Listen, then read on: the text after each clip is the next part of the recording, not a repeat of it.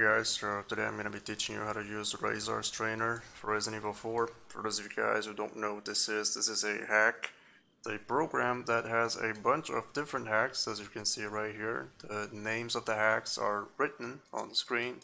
It's a lot to take in at first, but I'll be trying to go over the most important things here. A lot of people have a lot of doubts, and I hope that this trainer helps them fix this. For example, those of you who keep asking me every fucking time that you lost a piece because you dropped the ganado in the water or whatever the hell you did that you weren't supposed to do, and you lost a piece for some door and you can't proceed, well, this trainer will fix your problem. Or if a certain area keeps crashing to you, you can just teleport to the next area. So I'm going to be teaching you how to do stuff like that. First things first, guys, for you to make the trainer work, have to replace the exe of your normal game with the exe from either Rising of Evil or Life in Hell. So this is what I'm talking about here. So inside the Life in Hell Rising of Evil folder, or even a range mod, you have the bin 32, so you open it up and this is the exe file. So you copy this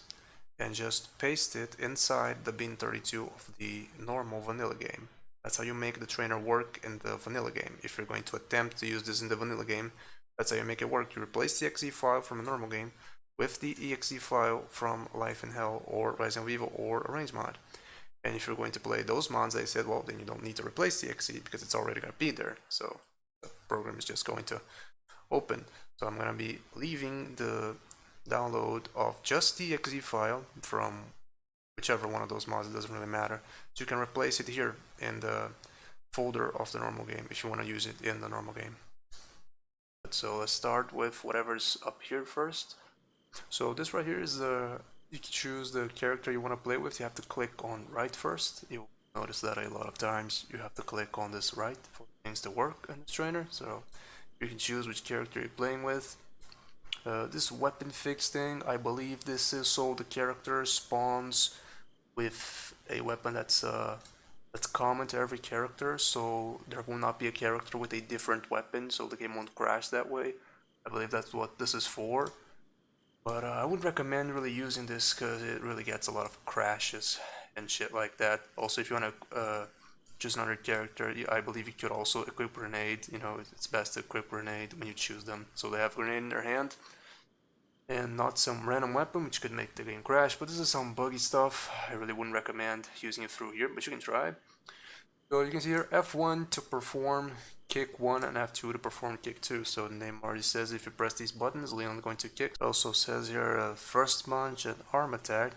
Sometimes these don't work and sometimes they do when you press the button. I'm not quite sure why that is. This is disable collision.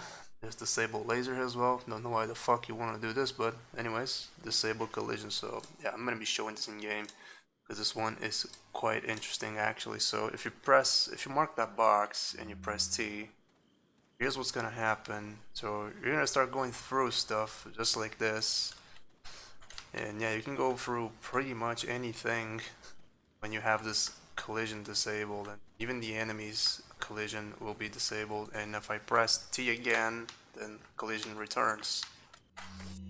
Let's see here what else is in the trainer for us to see. Also, you have silent armored Ashley, infinite ammo. This is gonna keep your health the same always, even if you get damaged. This is invincibility. Money, you can type here how much money you want. So I can type a bunch of 9s, and when I return to the game, I'm gonna have all the money set to a bunch of 9s, as you can see up there, top right. There's also Ashley never present. Now this right here is my favorite option, because when you do Ashley never present and you restart from a checkpoint, then she will no longer be with you. You need to be alone, which is great. This automatically skips cutscenes for you, so you don't have to press a button. And everything in this first part of the trainer is pretty self-explanatory, I guess. The more interesting part is this right here, which is the stage swap. So you have to click right first for this to work, and then you click and choose which stage you want to teleport towards. This right here is very interesting because let's say you you lost the key for a certain door because whatever, you know, let's say in the sword room in Life in Hell, the Verdugo doesn't spawn, it doesn't drop you the sword, so you can't move forward. So here's what you do: you come over here and you find castle. Let's see, castle, where's sword room here? Here, castle, sword room. So the room next, the room after sword room would be first gates. So I just have to teleport to first gates if I don't get the sword. So let's get back into the game now. I'll show you how this works. So mark that option there, get back into the game, and retry from a checkpoint. And here I am. I am at the room of my choosing. Now you gotta get back to your desktop. And once you've teleported to the room you choose, you have to go back here in the trainer and unmark right. And there you go. Now you can go, because if you don't unmark this, then whatever door you enter will always drop you at castle first gates. So for you to teleport from one room to another, you click on right first, choose a room, and after you've chosen the room, you go back in game, retry from a checkpoint, and you will teleport to that room. Once you're in that room, get back here and unmark right, and there you go. You can proceed. That's how you teleport from one room to the other. You can choose any room in the game, you know, from the village all the way to the castle. There are even some mercenaries and some deleted stages as well. This is player speed. Before you edit these values, you have to click on right, and then you can put whatever value you want to see. I put let's see if I put the speed at 300 here. You'll see what happens to Leon. See how fast he runs now, because my speed is at 300. Default speed is 100. See how fast he runs. Oh, and by the way, when you are fast like this, you want to open doors by just doing this. If you kick the doors, this is what's going to happen. You have to step away from the door and back in. So this is the only way you can open doors, when he's at speed like this. Let's see what else we've got. So here we have a Ashley size and speed. This really doesn't make much of a difference, even though you put that dumb bitch to like 300 speed. She would just keep running in the same place, which is stupid. I don't know, it doesn't really work. This is the enemy's speed right here. So enemies, if you click right, whatever you switch here, guys, you always have to click right first, okay? So whenever you want to switch something here, click right first. Put the number you want. This is the enemy's speed. You can put here 130, 140, 150. At 150, it starts to get pretty much impossible. The challenging Life in Hell I've been doing, they've been with 30% speed, so this is a 30% speed increase. It may not seem like a lot, but it actually makes them like double the speed. So I would say like 150, it's 50% speed is the limit. Like if you go any faster than this, it would probably just be impossible. This is one hit kill, so no, name already says it. Whenever you hit an enemy, he's just gonna die instantly. The thing is, when you enter an area and you enable one hit kill, if you want to take this off, then you just unmark it, right? But you have to retry from checkpoints for it to actually work, because once you mark it, then every enemy in the area is gonna die. Even though you unmark this, they're still going to die with one hit kill, so you have to retry for this to get back to normal after you unmarked it. So this is the first part of the trainer right here, if I can say. Everything here is pretty self-explanatory. Like I said, there's not much to it. I was just sort of showing you the more interesting stuff. Now this right here is very important, guys. So what this is, guys, is this is going to allow you to put inside your case any item you want in the game, even keys, even treasures. This is gonna help those of you who like knock an enemy down in the water or whatever, and you just lose this item. So you're gonna have to add the item that enemy was supposed to drop. This is how you do it. I had a guy message me in Discord today saying he was playing Life in Hell and he just kicked Chainsaw Mary like down there, you know, in the mountain area, and she has an emblem. So now he doesn't know how to get it. He saved his game already, so there's nothing he can do. The only thing he can do really is find the emblem here and add it in his inventory. It's the only way he'll proceed. Or he can just teleport to the room right after the mountain, which would be the old plant if you check the thing right here. This is why I'm showing you this video, especially for those people who have this kind of problem. And here I have done something for you guys. I have left these numbers here. These numbers are coordinates for certain types of items. So here's the name of the item and here are the coordinates for it. So I'm going to show you how to add those items inside your inventory now. So first you click in this inventory up here. And now what you're going to do is, this is your case right here. These are the items that I have inside of my case. So it's going to show you right here. So I got a handgun, a bunch of handgun ammo, and a bunch of grenades. So all this should be showing here. So you see right here, flash grenade, handgun, grenade. There should be some handgun ammo right here, handgun ammo. You see this shows all the items I've got in my case. So in order to add an item, first thing you do, click here, page right, always. And then you click here, and now you're going to choose the item. First, if you don't have the biggest case of all, here's what you want to do. You want to click right on this and click on XL. So now I'm going to have the bigger case. If I return to the game here, let me show you guys. So I'm going to leave my inventory, get back to it. See right here, I got the big case now because I marked that option right there. So now, after this, you're going to add the item. So click on page right here and choose an item you would like to add based on my coordinates. So right here, you click, this is a bunch of items. So now you're going to type RO in your keyboard. So RO, RO, RO, and there you go, found the rocket launcher. Hang on a second, why is it doing this? It's a RO, RO. For some reason, there you go, now it's working. So you click on show and exist, quantity 1, because you only want one rocket launcher. And now I put here 7 and 1, which means X is 7 and Y is 1. And once you do this, let's return to the game, see what happens. So you see here I have the handgun and a bunch of grenades, right? So when I leave my inventory and return, the rocket launcher will be here. Now we can equip it. So this is basically how you add an item into your inventory. Once this item is already added into your inventory, you unmark this box right here, because if you leave this marked, then your inventory will always stay the same. No matter what you do, it's always going to stay the same. So always unmark this if you want your inventory to start changing again normally.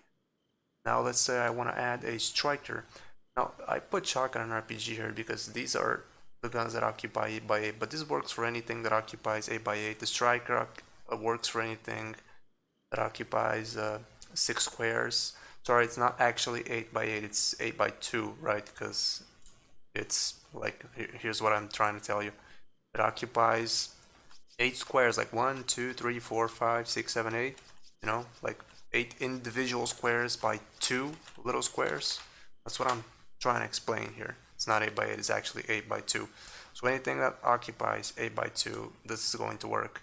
The striker occupies 6x2, so let's add it on position 18.7. So click here, page right, choose an item,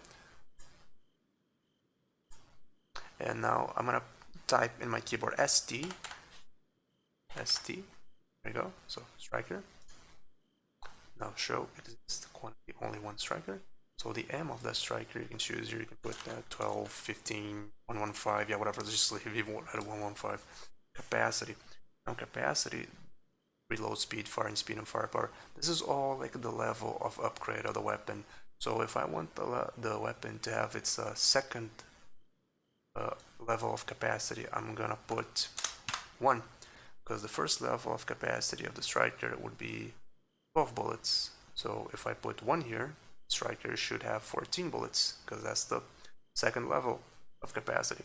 Reload speed, if I want the striker to reload at its faster, I'm gonna put the second reload speed level. If I want the firepower of the striker to be at its maximum, I think it's like what, the 4th or 5th level, whatever. I think it's actually the 5th. Try that out. And the X position and Y position, so it's 18 and 7, so it's 18 and 7. Now let's get back into the game, see what happens. So this is my case as it looks. I'm gonna close and open again, and there you go, there's the striker. 115, because that's the ammo I put. Let's examine here. Oh yeah, nailed it. Well, so you can see I put the 3rd level of reload speed, so now it's reloading at maximum speed. I put the 1st level of capacity, so it goes from 12 to 14, as if I had upgraded it once. And the firepower, I put 5 levels as if I had upgraded it 5 times. So this is how the striker looks inside the case. So these coordinates here, they're gonna serve as a guidance to you guys, because every time you want to add an item in the inventory, you're gonna base yourself on these coordinates here. You're gonna see how it looks inside the game, so you know exactly where it's gonna be dropped once it's added. And like I said again, once it's added, you want to unmark this thing. So let's say I want to add any weapon that occupies a 3x3 square space. Say, for example, any handgun, no, any pistol, sorry, except for the Red 9, of course, and the Matilda, and the TMP. So let's say I want to add, I don't know, the Punisher or the TMP. It can be whichever one of them. Both occupy 3x3, doesn't really matter. So let's just come over here and type TMP. TMP, there you go, found it. So click here, show exist, quantity only 1 TMP, ammo. So I want that TMP to have 872 bullets in the clip. Capacity level, I don't know, I want the capacity level to be at the 3rd capacity upgrade.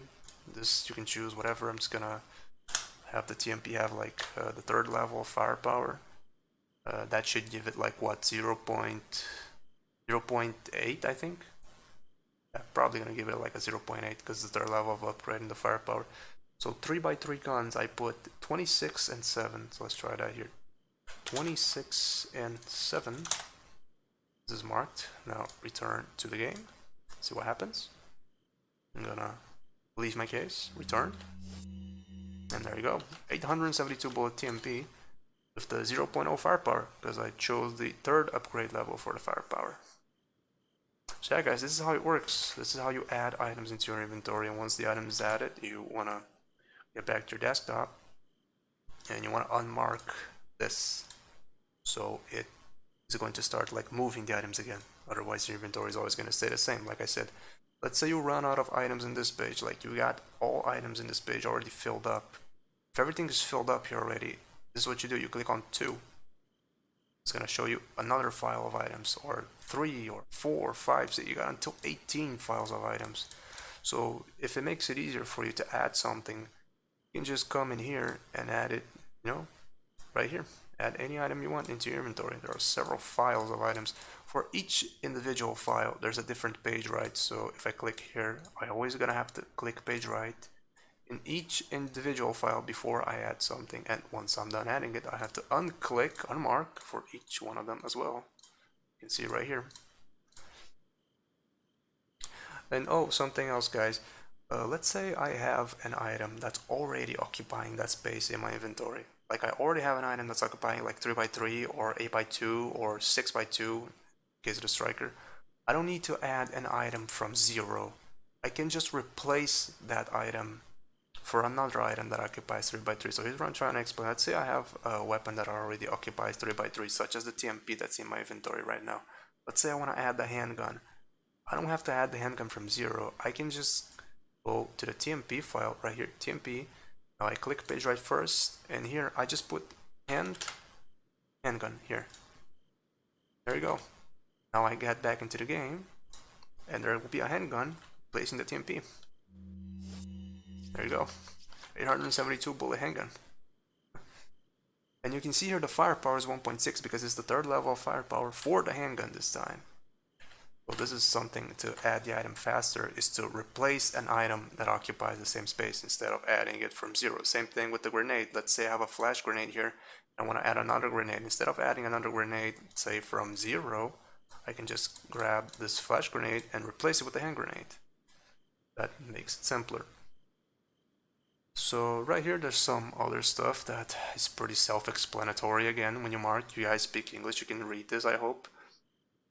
And yeah, this is how you add items to your inventory. Now these are default coordinates for certain kinds of items, even the PRL. And yeah, just go in your game and check out where they will be once they are added. But these are some camera tricks here. Now this is some mercenary stuff. Now this here is something that I think is really cool that I'm going to show you guys. So this is the altitude.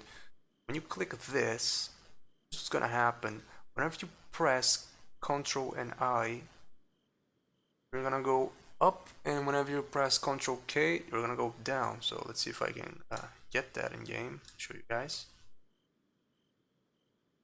So I'm gonna do right here, Control and K. So you keep holding it. Oh, it's actually going down, so let's go Control and I, sorry, for go up. Come on, Leon, go up. There you go. See, I keep pressing it. You have to keep holding it until it goes up. And there you go. Now we're walking like way up here. Let's try to see if we can like get up there in the castle. So I'm pressing Control I here. I'm just holding Control I. You see how Leon keeps just going up? And if I want to go down, I'm gonna hold Control and K. Let's pick up this barrel here. Yeah, sometimes he like snaps you into it, and oh, there seems to be some kind of a fucking poltergeist or some ghost here. I don't know whatever the hell this shit is. Now you can combine this go up or go down thing with the collision disable when you press T to like go up and down and go for walls, and this just really breaks the game completely, doesn't it? Yeah, guys, that's how you use the trainer, how you add items, how you teleport into rooms. I told you everything you needed to know about this little program right here. Hope this is gonna be of help to you. Everything in here, like I said, is pretty self-explanatory. The easiest way to find items in here is to just click and just like type the first 2 letters of the item. That will make you find it easier. And yeah, oh, by the way, I don't think I showed how to add a key item. I'm gonna do this one last time. So click page right first. Let's say I want to add the jet ski key. So let's type G. There you go, found it already. Jet ski key. I just typed the J in my keyboard. So now you don't have to click show, only click exist. There you go. Just mark the exist box and quantity 1. That should do it. I'm just gonna put this stuff at 0 because obviously a key can have no upgrade. So let's get back into the game now. I'm gonna leave my case, return to it, and go to keys and treasures. There you go. That's the jet ski key. So that's how you add a key item or any treasure item, by that matter. There, guys, that's it. That's all I have for you. Now, if you want to have a save, like let's say you have a save and you want to load a different save. So let's say right here, like I have, let me return into the game and show you this. Say I want to load a save that's different from this save, but with the exact same case that I have right now. This rocket launcher here, the handgun here, the grenades. I want to load a different save with this exact same case. So here's what I'm going to do. I'm going to get back to the program. And here's what I'll do. I'm just going to mark all pages, like all individual pages that have items in them. So this has item. So I'm going to click on page right, mark it, and just keep like checking this box until you have no more items here. So on 7, 8, 9, 10. Okay, so I have no items anymore, so I can stop checking boxes already.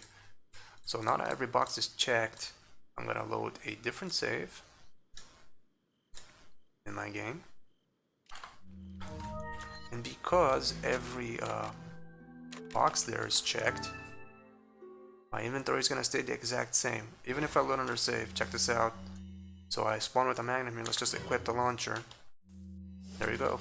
You can see that it's the exact same inventory I had. It added a couple magnum ammos because I have them in this save, so it must have taken another slot. But it's pretty much the same case, as you can see. So this is how you transfer like one case from one save to a case from another save, or you replace it, sort of say. Yeah, guys, that is pretty much it for this video. I'm gonna be leaving the link for this trainer in the description, so you can download it. Yeah, guys, that's it. That's everything you need to know about the trainer. Everything that I think is relevant, at least. Yeah, I'll see you guys next video. Hope this helped. Peace out.